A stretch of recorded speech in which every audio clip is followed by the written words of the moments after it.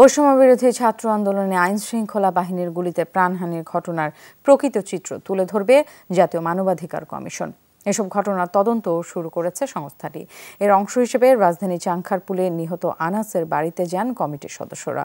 জবানবন্দি রেকর্ড করেন নিহতের বাবা মা সহ স্বজনদের। হত্যার ঘটনার সাথে জড়িতদের দৃষ্টান্তমূলক সাজা দাবি করেন স্বজনরা। সর্বাধুনিক প্রযুক্তি ও সেরা মানের উপাদানে তৈরি আনফেল চেয়ার, ক্ষমতার নয় সমতার চেয়ার।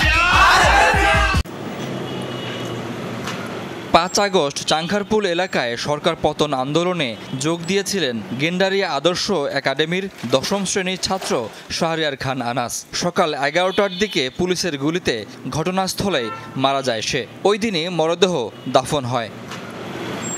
সোমবার দুপুরে গেন্ডারিয়ার দিনাসেন রোডে নিহত আনাসের বাড়িতে যায় জাতীয় মানবাধিকার কমিশনের একটি প্রতিনিধি দল। পরিচালক মোহাম্মদ আশরাফুল আলমের নেতৃত্বে ৫ সদস্যের তদন্ত কমিটি জবানবন্দি রেকর্ড করেন নিহত আনাসের বাবা মা সহ স্বজনদের।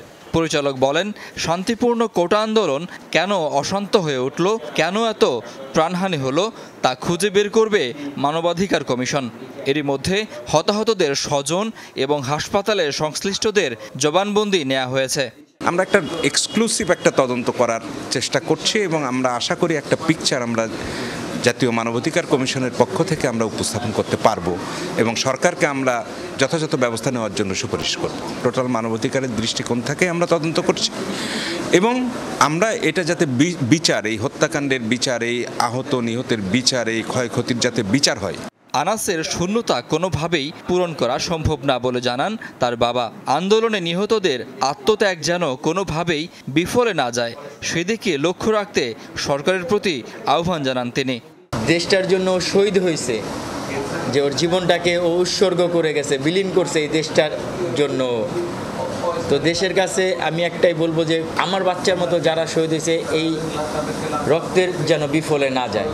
আনাস হত্যায় জড়িতদের চিহ্নিত করে সর্বোচ্চ শাস্তির দাবি জানান তার মা।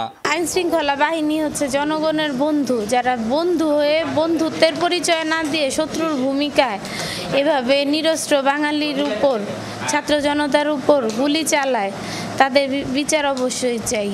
মানবাধিকার কমিশনের তদন্ত দল চাংখারপুল নবাবকাটারা রোডে ঘটনাস্থল পরিদর্শন করেন।